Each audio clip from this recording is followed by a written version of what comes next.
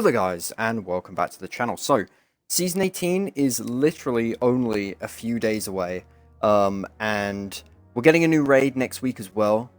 Probably going to be Kingsfall, so I have built a new build with Kingsfall in mind that I'm going to be using for that raid day one. And the reason why I'm using Solar Warlock is because I'm actually the only Warlock on my team, so I'm going to be the Wellbot basically. And I've decided to make a pretty damn good build for survivability and for damage that I will be using for that day one raid. So let's get into this. So weapon-wise and mod-wise, I'm going to get through that first because this is pretty interesting.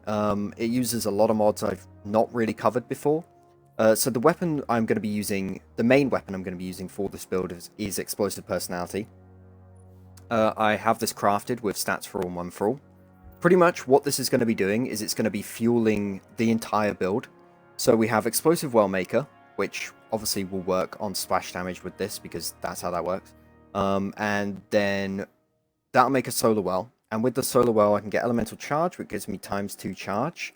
And then that'll get me Protective Light, which is a 10% DR increase. So you get 10% DR from this until it runs out. I don't remember what it is at ×2 stacks. I think it's like maybe 5 seconds, 6 seconds. So that's pretty decent. And that's 10%. And that'll stack with 100 Resilience, which I have here, which is going to be a 50% reduction with that and that together. So Protective Light and Resilience together. Since tier 10 Resilience is normally 40%. And then Protective Light is 10%. Now, also, with the splash damage, we're going to be making Warmind cells. We have Rasputin, which is solar splash damage, will create Warmind cell. And we are using solar.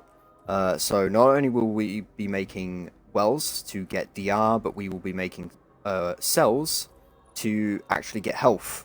Because this build is very, very focused on ad clear and DPS. I don't actually have any healing in the build whatsoever. So I've decided to use Sheltering Energy, which is going to give me a 20-second overshield, and it's also going to heal me. Now, the good thing about this is that, of course, if you are regenning this overshield, any damage you take will interrupt the overshield. But if I'm on the brink of death and I touch a Warmind cell, it's going to start regenning an overshield. Now, it doesn't matter how much damage I take, as long as I still have an overshield, my health will actually heal in the background, even though I'm taking damage. So normally when you take damage and you're healing, you'll stop healing, right? But with this, and if I have Overshield energy still remaining, I will heal in the background, no problem. I do have 100 recov so that I can heal very quickly. This is also for rifts, since we will be using Starfire in this build, as you can already see. So everything kind of comes together. We're going to have insane DR. We're also going to have very good healing and easy overshields. On top of that, I did forget to mention that Land Tank on Explosive Personality will give me a 5% DR increase for every stack that it gives. It goes up to 3 stacks, so that's 15%. So we have 50% from Protective Light and Resilience, and then I have an extra 15% from Explosive Personality. This is my main ad clear weapon, and it's also my main source of the entire build, so I will be using it a lot. So I'll always have that DR increase pretty much all the time anyway. And then I'll have healing and shields from that too. Now, I have submission here just as a really good way of clearing ads as well outside of this, because SMGs, 900 RPM SMGs are very good. I have a very good roll here, and it has Soul Drinker, which also gives me health. And then I have Anarchy for DPS. We'll get into that soon. I have covered Anarchy with Starfire before. But of course we're going to be using Well, because Well is, you know, I'm the Wellbot. I'm the only Well on my team, and I need to be doing more damage for my team, so Well is a very good way of doing that. We also have 50% more DR when we're inside the Well, and we also have healing, so that's very good. Then I have Empowering Rift for the Starfire, since you actually get grenades back on empowered damage, and Empowering Rift is an extremely good way of doing that. I have Celestial Fire for ranged Scorch damage. Fusion Grenades, because they're the only things that work with Starfire. Icarus Dash for a little bit of movement.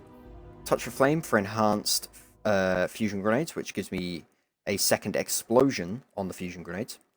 Then for my Fragments, I have Ember of Benevolence, which is going to give me faster grenade, melee, and rift regeneration when I apply Restoration, Cure, or Radiant to my team. Now, when I put down the well, since I don't actually have Restoration, Cure, or Radiant outside of my well, this is purely for the well, because the only time I actually need to use my grenades and whatever is when I do boss DPS with Starfire. So I'll put down the well, and then I'll have a teammate walk in and out of the well every now and then, every 6 seconds, and that will give me benevolence every 6 seconds, no problem, since it does last 6 seconds, so I need someone to just quickly walk in and out every 6 seconds so that I can get increased grenade recharge to make Starfire even more effective than usual. Then I have more Scorch stacks with Ember of Ashes, which means that I will get to ignitions faster, which means Starfire will do more damage overall. I have defeating Scorch targets grants melee energy. This is sort of just kind of like a chain thing, so I can kill things with my grenade, I can kill things with my melee, just out in the wild, and that'll give me more melee back, which is just nice for a bit of Scorch and a bit of ignition, really.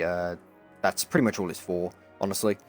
And then I have Ember of Char, which is going to spread Scorch every time I ignite, which is really, really valuable, actually. That's really good. So yeah, that is the subclass. Of course, the idea is that I will put down the well or an Empowering Rift, then I tag the enemy with Anarchy, which is going to do very quick background DPS, which means I get my grenades back instantly. And what that means is that I will throw a grenade, and when I go to throw another grenade, I already have one back. So I'll have an infinite chain of grenades, and there's no downtime between them, unlike with Witherhoard or with other variations of this build. There's always a little bit of downtime with your nades. However, with Anarchy, because it ticks so quickly, I actually don't have any downtime. And I can use my SMG in the background as well to get a bit more, you know, leeway with the grenades, but either way, we're going to be getting grenades back instantly, especially with Benevolence. And, of course, we have all this DR, we have healing, we have everything here. So we have everything we need in the build. Of course, a lot of King's Fall's mechanics and encounters don't really need super heavy DPS, but Starfire will be able to keep up with things like Cataclysmic, with Witherhoard, and whatever else, and Rockets as well, with Galahorn. I'll be able to keep up with that myself, since I normally out-damage my entire team with Starfire and Anarchy anyway. So, yeah. This is just a really nice build to get you going in King's Fall and to get you going in the new season if you still want to continue using Solar. It has everything you need. It has incredible DPS, great ad clear. You have, you know, you're getting grenades back really fast with 100 Discipline. You got 100 Recov for very fast riffs and healing. And then you also have Resilience, 100 Resilience for the DR. You also have Protective Light for DR. You have Land Tank for DR. Sheltering Energy for healing. It's great. It is really great. So outside of that as well, I've just got like things to help the grenade launchers, since I am using double grenade launcher. This next season will be solar and arc resistance, because that is in the artifact, so do keep that in mind. But outside of that, you can use whatever you want. And that's the build. So that's pretty much it. I'll just show a little bit of gameplay, just showing off different aspects of how the build works, ad clear, and then just like throwing grenades at a boss somewhere random with Anarchy on them. And yeah, that'll be the video. So thanks for watching. Hopefully you enjoy this. Let me know what you think of the changes to Arc as well, and let me know what you think of this build in general and how it can be improved, and thoughts on King's Fall coming back. Yeah, outside of that, thanks for watching. Adios.